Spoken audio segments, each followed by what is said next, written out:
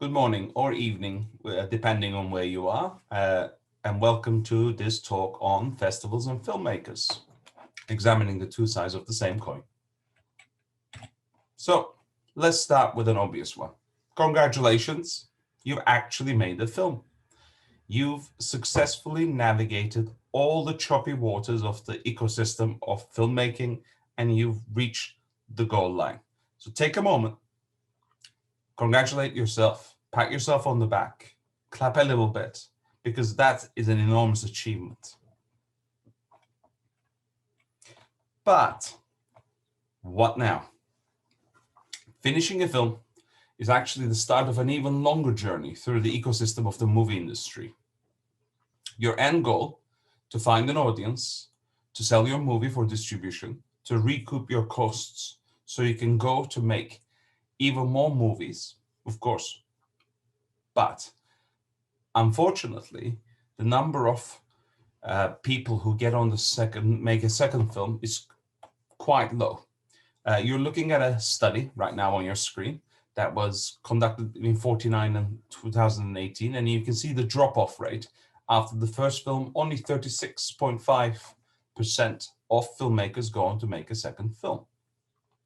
And so to be able to make sure that you are part of that 36.5%, you have to successfully use every tool at your disposal.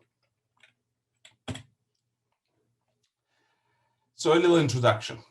Who am I? My name is Evra Mersoy. There I am on the screen recreating the poster for Parasite with director Bong Joon-ho.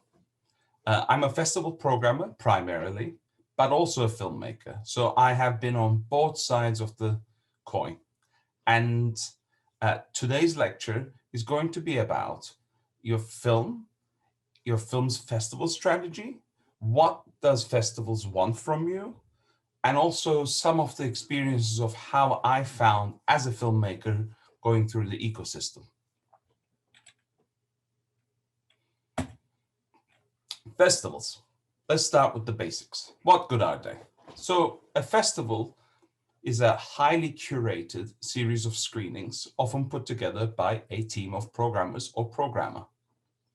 And they can vary quite widely. There's specialist festivals, there's more general festivals, there is festivals dedicated to certain genres.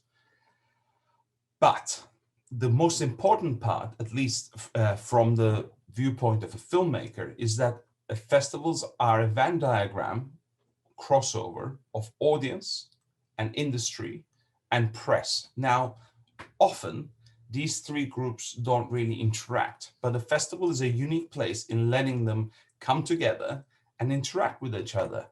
And in a way, this creates a cycle where audience buzz can create press interest, which in turn can create industry interest. And this is an incredibly useful thing for a filmmaker to have because it allows you to maximize the impact of your film. It's an organic way to build buzz. So instead of trying to get the work out there by yourself, you utilize the members of the public and the industry and press to put forth how good your film is. On your screen are some posters of some examples of what word of mouth buzz can do.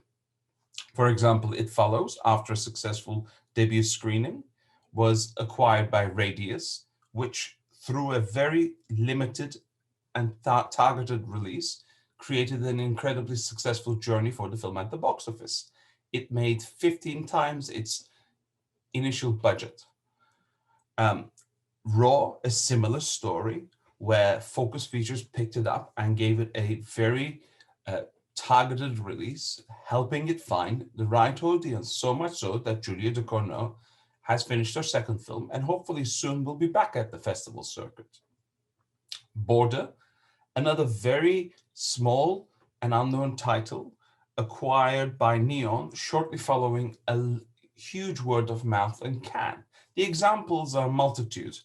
Perhaps the most recent one we can talk about is Coda, at Sundance 2021, which sparked a bidding war and then was acquired by Apple for $25 million.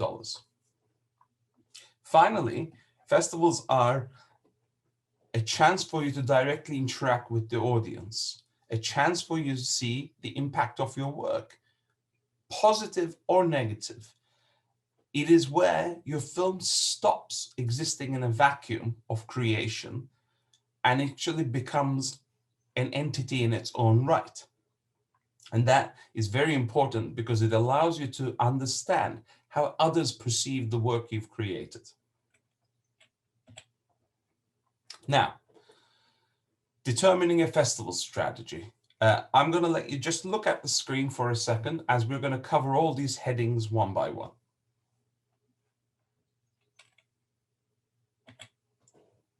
Number one, long-term plan not an afterthought.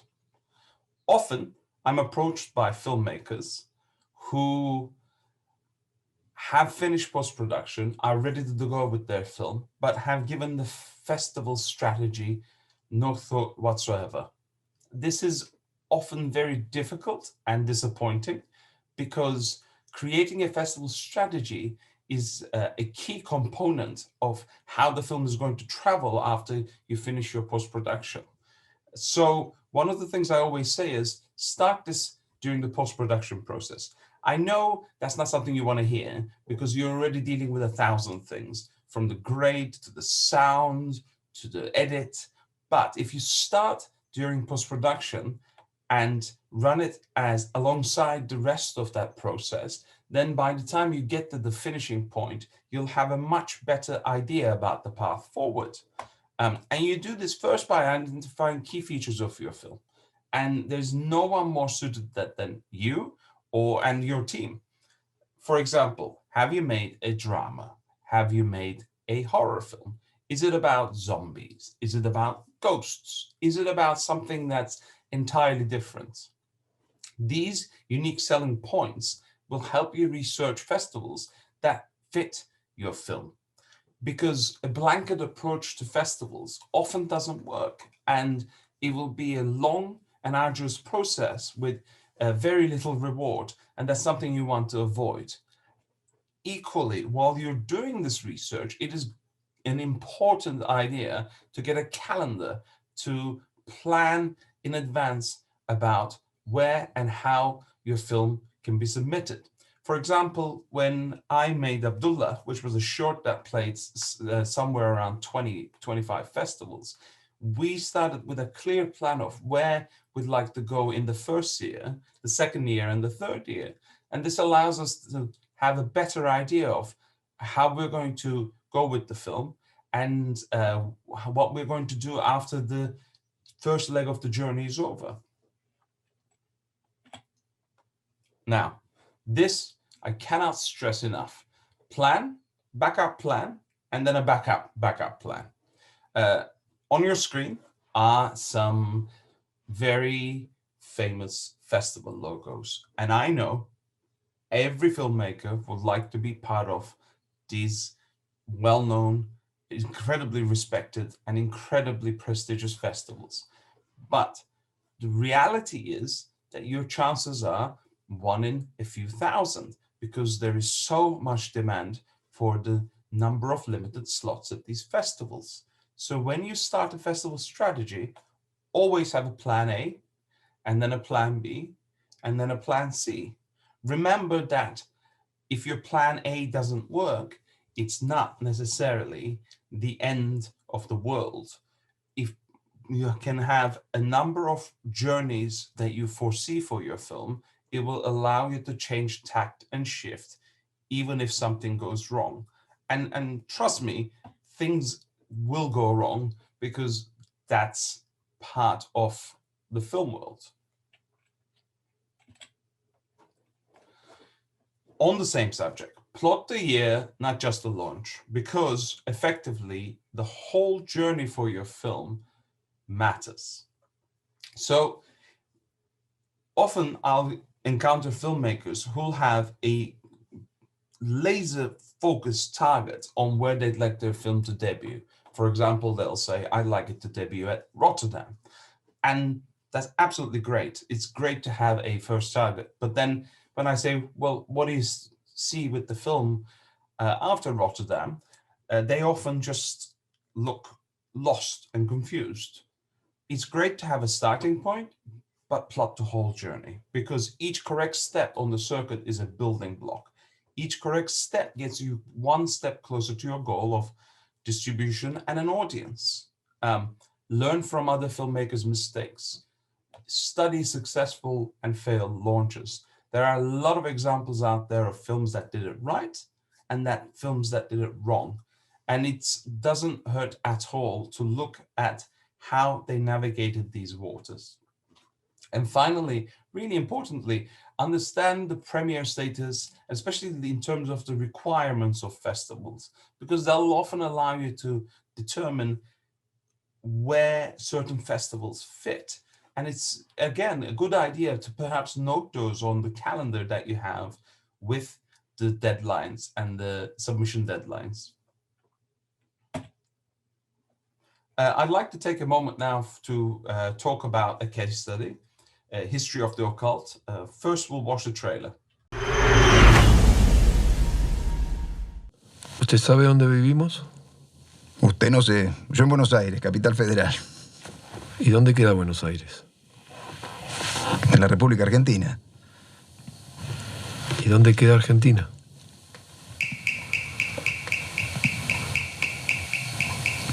En el mundo. Hace 4 años que no vivimos en Argentina, y mucho menos en Buenos Aires.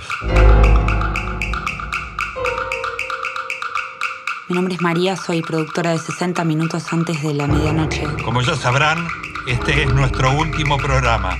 Desde que comenzamos a investigar la pista detrás de esta libreta, hemos sido sistemáticamente desprestigiados, amenazados, perseguidos, despedidos. ¿Tienen algo más para esta noche? Dependemos mucho de lo que diga o confirme Marcato al aire. El señor es el líder de una secta de fin del mundo. Ayudó a mucha gente. ¿Con brujería? ¿Cómo? ¿Perdón? ¿Creen en Marcato? Algunos sí, otros no.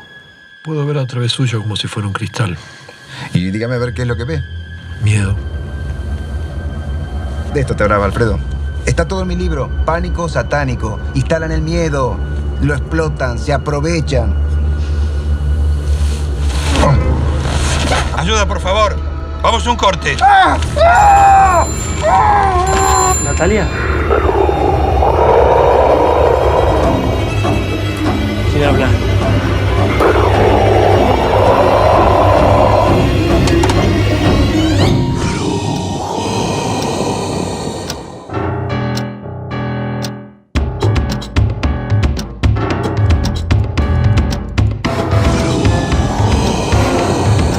¿Cuál es la amenaza?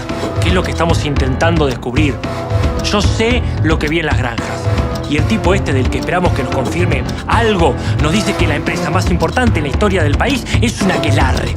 Yo a una hormiga no puedo explicarle que esto es un estudio de televisión, porque no me va a entender nunca. El ser humano sí comprende. El ser humano crea, imagina, aprende. Y eso es lo que yo enseño en la granja. Enseño a no ser hormigas.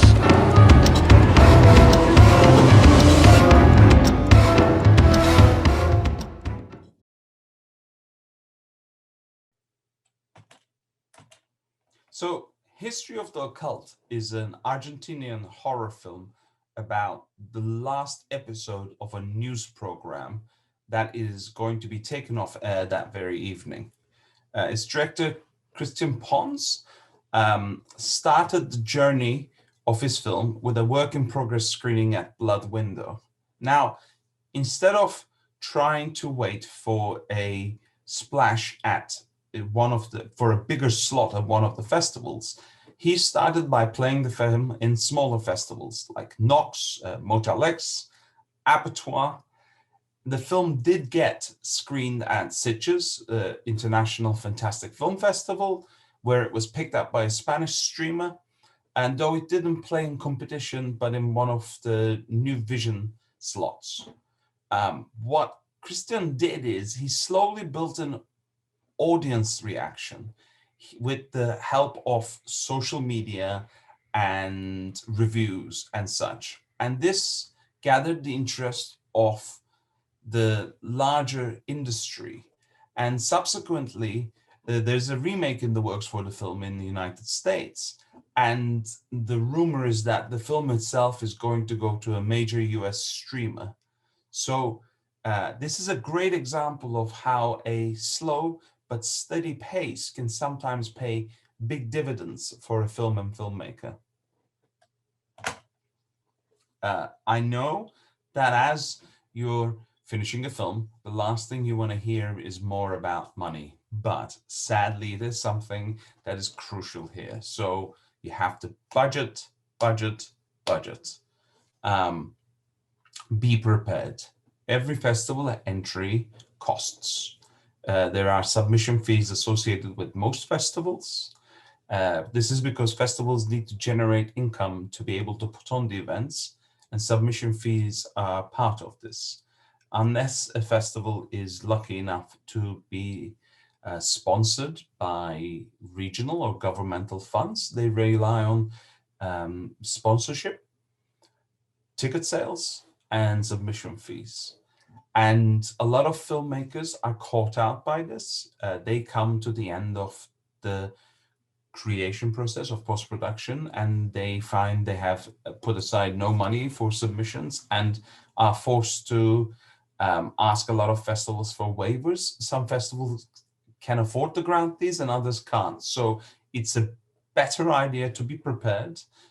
Make a list of the festivals you're going to apply to, have a rough estimate of how much money you might need to put aside. This is something sales agents can help with fees, and we're going to talk about sales agents a little bit down the line, because sometimes sales agents are able to utilize their relationship with the festival for the festival to accept the film without a submission fee. But sales agents are a bit of a chicken and egg question. Sometimes they come on board before a film premieres, and other times it's after to see how much of an impact the film has.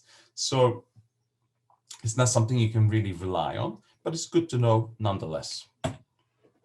Now, here's a hard one. Have realistic expectations. You're going to get rejected. It is a fact of life. When we applied for festivals, we got rejected many times. And it's not easy getting rejected, but the rejection is not an indictment or a judgment on your film, the quality of your filmmaking, or the value of your film. There are a lot of factors that come into why festivals choose films, why a program is put together that way. Learn to accept it. Learn to learn from it. Sometimes a rejection is a good way of understanding where things didn't work out. Knowing what the festivals want from you, want from your film, is an incredibly helpful tool as you continue to make movies, as you continue to journey through the filmmaking space. Which brings us to a very similar subject of etiquette. So remember that festivals are run by human beings, and they're not robots. They are certainly not algorithms who can just deal with 1,000 people every day. They're human beings, just like you and me. And so sometimes they can be pressed for time and torn in 1,000 different directions. And so politeness goes a long way. If you get a rejection letter and, for example, you'd like to ask for feedback, doing it in a polite way will always get a more positive response than making unreasonable demands. If anything, I'd recommend that you wait till the festival has actually announced their lineup and is perhaps just getting ready to put on the show to send an email. Some festivals will not give you feedback, others might. The only way to find out is by asking politely. This is something I very much value when I apply for my own films or for other filmmakers to festivals, is to understand, why decisions may be made a certain way, but also to understand how they saw the film, because it's a way of seeing a larger perspective on the work you've created. We have another brief case study here, which is actually a very good example of the last 3 points. So let's start by watching the trailer. Había una vez un príncipe que quería ser tigre. Los tigres no tienen miedo.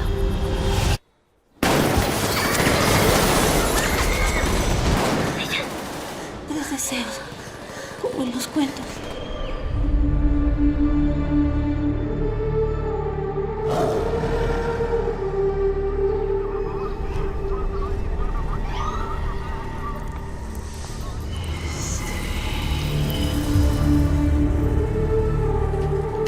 Ya llegué, ma.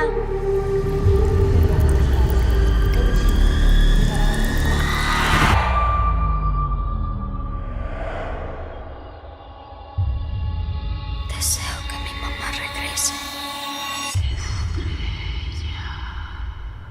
¿Mamá? Déjala que se quede.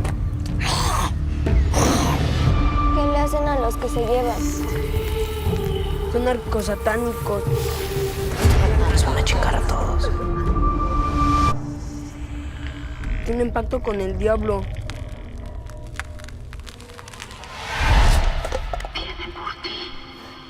Los Huascas saben en dónde estamos.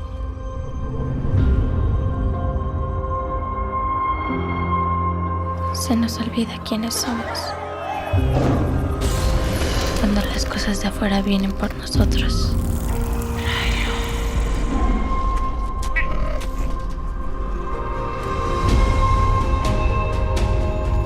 Somos príncipes. Somos guerreros. Y tigres. Los tigres nunca olvidan. Si no lo matas, nos van a matar a todos.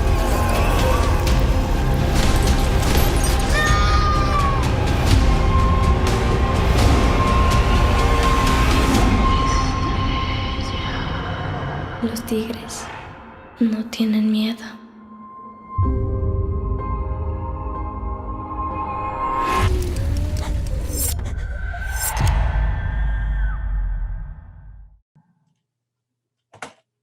So, Tigers Are Not Afraid is an incredibly effective genre film by director-writer Isel Lopez. Isel Lopez is a successful screenwriter and had mainly worked in comedies and more mainstream films, but she wanted to create a very personal genre film, and so she wrote and directed Tigers Are Not Afraid. The film initially was rejected by multiple festivals, including Venice and Toronto and Tribeca and South by Southwest. In the words of Issa, it was an entire year of no. And the way you read no is the movie is not good enough for us. At the end of this year of no, Issa submitted it to Fantastic Fest, and it was accepted at Fantastic Fest. And it broke through with the audience in a big way. This saw the film going on a very long journey, being accepted by some of the festivals that had initially rejected the film, but also picking up a respected industry following, including director Guillermo del Toro, writer Stephen King, writer Neil Gaiman, who supported and promoted the film. And Issa is now working on multiple genre projects, including a film produced by Guillermo del Toro. So the lesson here is no doesn't mean anything. No just means that is not where you start your journey.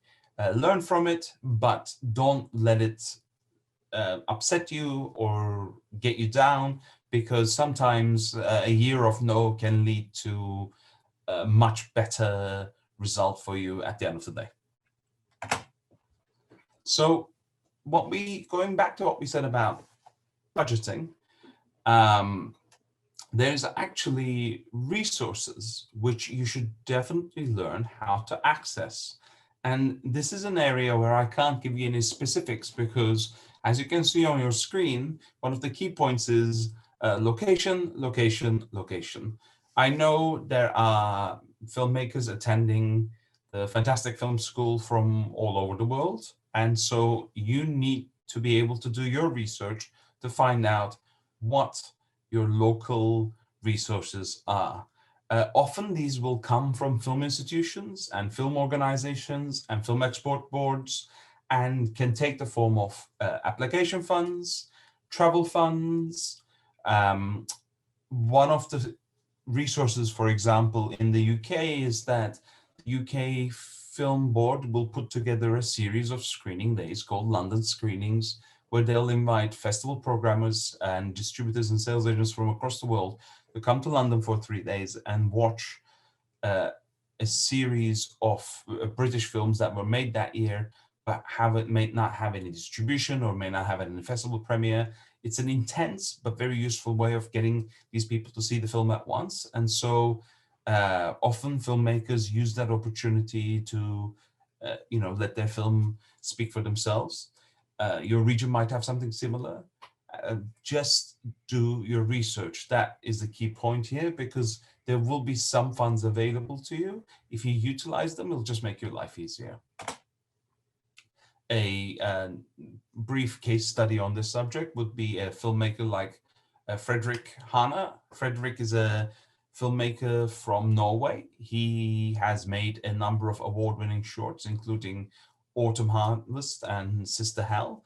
And recently he debuted his feature-length documentary codenamed Nagasaki at Slamdance Film Festival.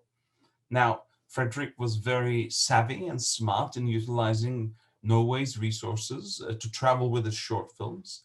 And when he was able to do this, he was able to make contacts within the industry, which made his life easier as he continued to make movies. So if you, like Fredrik, are able to access resources, Fredrik especially used the travel fund for short filmmakers, it will make your life a lot easier. Okay, so you have applied for your first festival, you did your strategy, you planned everything, it's all going great, you've been accepted. Congratulations. Take a moment. You achieved another step on this very long journey. But now we've come to one of the key components, how to prepare for your festival. We're going to talk about the points on the screen, so I'll let you have a look for 1 second and we'll continue.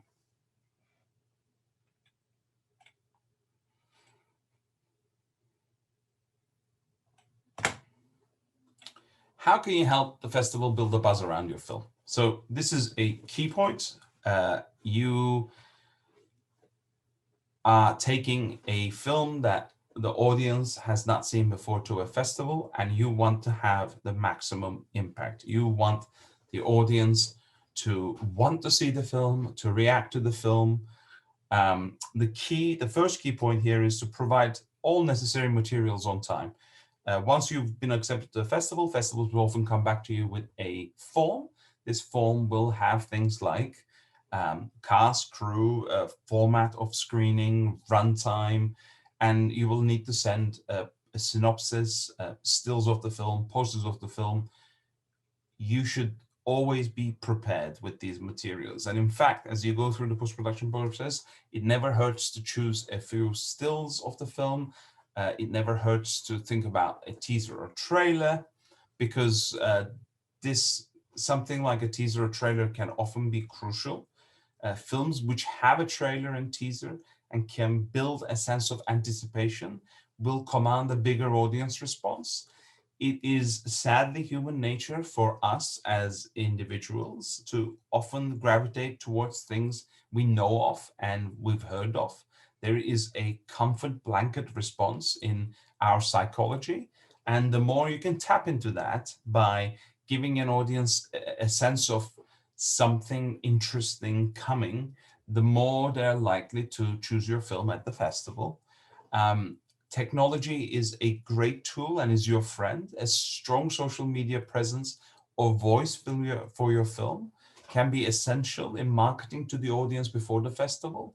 So interacting with the festival's social media accounts, retweets, or Instagram, or whatever it is that you use comfortably, it's a great way for you to build an identity for the film, and also for the film to stand out from however many other films are in the program. Now, the pitfalls in prepping that we encountered the most on both sides of the scale is not knowing what's needed. Incomplete forms and incomplete submission packages are a dreaded nightmare for festivals. We need these to be able to create websites, to be able to create guides, and so we need the package delivered and on time. Our deadlines are not arbitrary numbers picked by someone throwing darts at the calendar. Those deadlines are a part of a longer, bigger picture in terms of our press releases, program launches, and such. So please respect the deadlines of the festivals.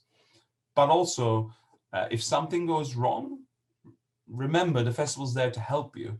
Our job is to make your film stand out. And I've encountered this on both sides of the coin. As a filmmaker, when you're nervous, the festival is often there to reassure you, to help you put your film with the best foot forward. But the key here is to communicate early, communicate often. If something's wrong, tell the festival. If you're going to be delayed, tell the festival, ask for an extension.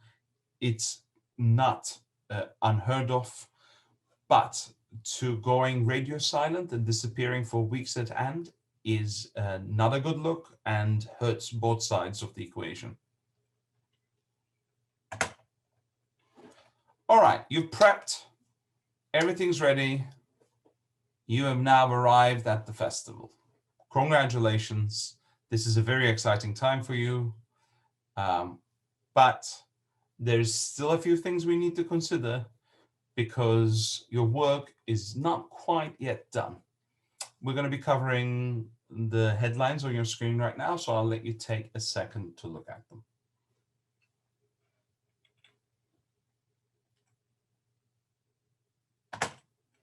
So, sales agents and streamers and other scary concepts.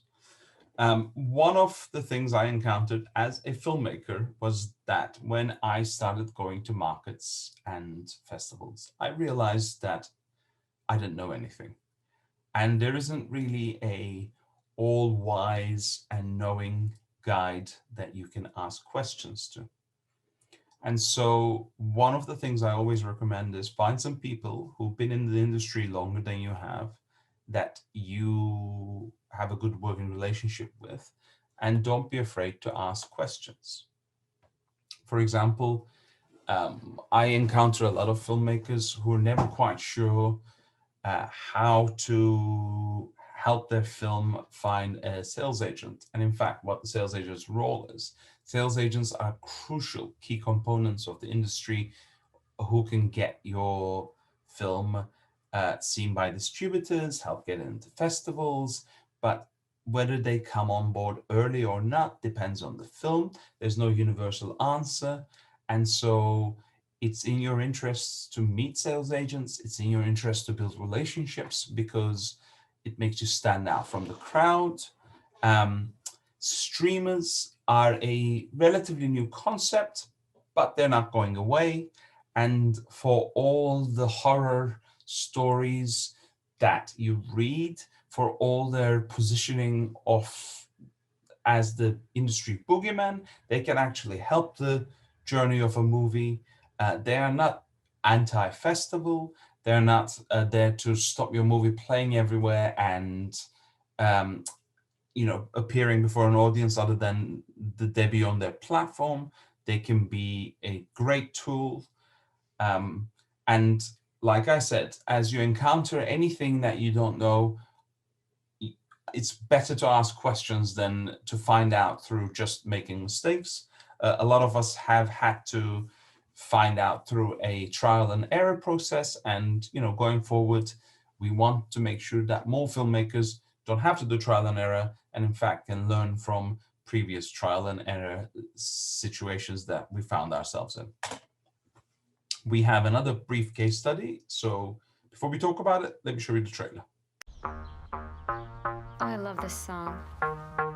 Here I am playing by myself. Me and my inferiority contest. I'm not winning, but I'm having a very good time. The good time girl. When I said it out loud, it didn't sound as good. I couldn't be as proud of my original thought. I'm not trying to whisper what should be thought, but I can't imagine being out of control. Knocked off the top of my head, and now when I'm all alone, but waiting on fun, don't want the sun when I'm doing just fine. Is this what you want? I slit my throat last night. Holy shit. What are you looking at? Nothing. She's texting a boy. Alice. I'm gonna tell her. My rank needs to be better. I'm like this close to breaking top 50. I can taste it. Customer support, how can I help you? Hi, I'm locked out of my account, and I think you guys are just replaying an old show or something. I don't think that's possible. We can't do that. Okay, well, does it say my channel's live? Yes, ma'am. Hey, we have a new friend. That person is not me. She looks exactly like you. Weird. Who is she? Unexpected things happen to test us. It isn't safe. What is it? I've watched enough to guess who it'll choose. But I don't know what it is. You stole my face, and now I'm going to get it back. You stole my face, and now I'm going to get it back. Come on, let's keep playing. Come on, let's keep playing. Let's have some fun. Who is she? So Cam is a very unique genre film focusing on a cam girl and her experiences with encountering a doppelganger. It was directed by Daniel Goldhaber, co-created with writer Issa Mazet, who based the film on some of her own experiences as a cam girl. The film had its world premiere at Fantasia, and shortly after, it was picked up by Netflix. However, the Netflix buying the film did not film that the film was taken off the festival circuit. In fact, Netflix worked with the filmmakers to honor the existing festival bookings and to even allow more bookings because they understood that they could intensify the impact of the film with that. Thanks to both the filmmaking team and Netflix working together, the film had an incredibly successful launch. And this has meant that the duo are continuing to direct and work together. They were most recently announced for Legendary's remake of the notorious Faces of Death. They're going to be directing that. So the lesson here is that working with a streamer can help your film, just like every other tool in your arsenal. Now, a festival is a very unique and entertaining environment. You will be meeting your audience and other members of the industry firsthand. And I would like you to remember, despite how it feels, it's still a working environment. Often you encounter filmmakers who get swept up in the energy of a festival and lose track that they're in effectively one of their workplaces. And it's important to remember that every impression counts. That's how you talk to people, your interactions with people can impact how your career continues in the future, but also to remember to have fun, because this is something you've worked long and hard for, and you have every right to be there to enjoy yourself. So strike a good balance, and you will enjoy the experience more than you can imagine. as a filmmaker, I can tell you, especially as a short filmmaker, I can tell you that there's something incredibly gratifying in being able to put your film in front of an audience, being able to get direct feedback, being able to sit down with members of the audience and talk about the films, meeting other filmmakers whose work inspired you, meeting other filmmakers like yourself who are coming up through the system there and then. It stops you feeling isolated and lonely, which any art or act of creating can often be. So they are very, very good morale booster above all else. This is really important. When you get to a festival, work with the festival. And so what's that mean? That means that the festival is there to maximize your experience and how your film is impacting. And for example, a lot of festivals, well, all festivals will have a press department. You can ask the press department if there are any interview opportunities. This is a great way to promote your film. You will more than likely be asked to do a Q&A for your film. This is especially for features. Short filmmakers can sometimes be asked to do Q&As, but sometimes they're just given the opportunity to tell the audience to come and talk to them outside of the screening. Q&As are a great way to make an impact, an impression on the audience. They're a great way to have an in-depth discussion about the film. And finally, it's always good to ask festivals if there are any opportunities for networking. Sometimes festivals will have industry events that are close to the public, but will be open to the filmmakers. And these events can be really useful for you to meet your counterparts from all across the world and get a sense of what the landscape of filmmaking looks like there and then. Again, a polite question is always appreciated, and we will always try to accommodate you to find ways of giving you the best experience possible. And putting on my filmmaker hat, it happened to me often that I found myself in events where I met people I ended up working with in the future, whether they are production designers or other script writers or producers. It's just a great way to meet more people to have as colleagues. We have one last case study, I believe, and so first we'll watch the trailer for Starry Eyes.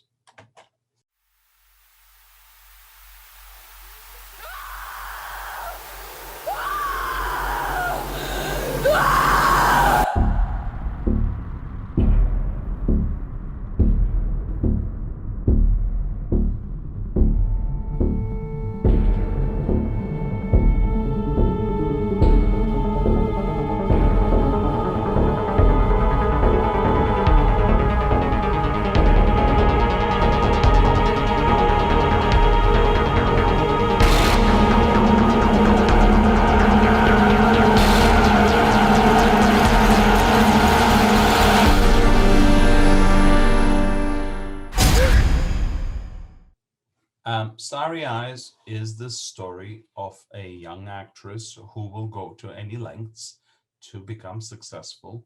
It's the story of LA, and it was directed by the duo of Kevin Koch and Dennis Widmeyer.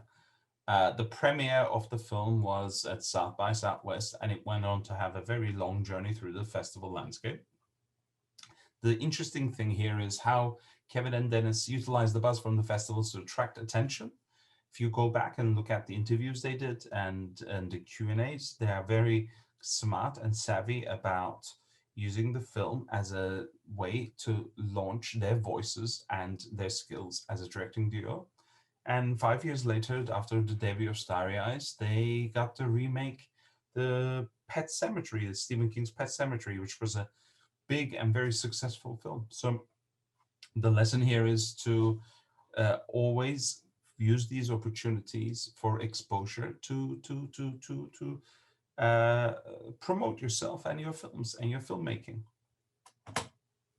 Now, I know we've talked a lot about positive examples, so I wanted to give one negative example, and I'm not going to give the names here just because I don't feel like there's any need to, but There was a film that was going to premiere at 2 festivals, and they received an invite from a bigger festival, and the sales team and the filmmaking team made a calculated decision of canceling the 2 already booked or 3 already booked festivals and going to this bigger festival.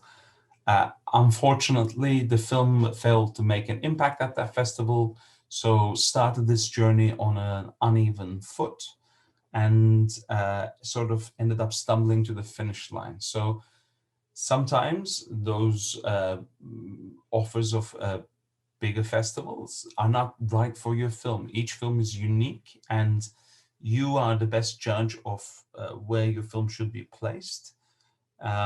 So, do be careful and always think about what is best for the film. And last but not least, let's briefly talk about the post-pandemic landscape. Last year, we were hit by the coronavirus pandemic, and we all had to change the way we worked. Almost 95% of festivals had to switch to an entirely online format, and we had to find new ways of getting our films in front of audiences. Although nothing can replace the energy of 2,000 people in a room watching a film together, the reality is that hybrid festivals are going to be here to stay. Now, what do they mean for the filmmaker? Well, primarily, they're just another tool to consider in the back of your head. If your film is playing a festival and it can also be part of the hybrid online version, it can help expand your audience beyond the physical. It also might allow people who would otherwise are unable to attend to see your film. And as long as it can work within certain rules, like, for example, you don't want a film to play open to the entire world, but geo-locked, number-controlled, smaller screenings online can certainly be a useful part of it. How Sundance conducted their festival online this year was a good example, and it feels like going forward, they're going to continue keeping the hybrid version because it allowed them to expand their audience. And the idea here is for you to reach the maximum audience at any given point. This will, of course, mean that the premiere status of films will be a more fluid and changing concept. And honestly, I have no real answers here. We're going to have to wait and see together. This is still a developing situation. But I firmly believe that hybrid festivals are going to be staying, and there's no reason for you to learn more and accept them. So, conclusions. Festivals are looking for unique voices and unique stories. That's our one key desire. And so we want to work with you to highlight the stories you want to tell and the stories you want to bring to the audience. But to be able to do that, you need to keep festival strategy as a parallel thought process during post-production. It should never be an afterthought. You should consider your premiere status, you should know your deadlines, and you should spread your hope.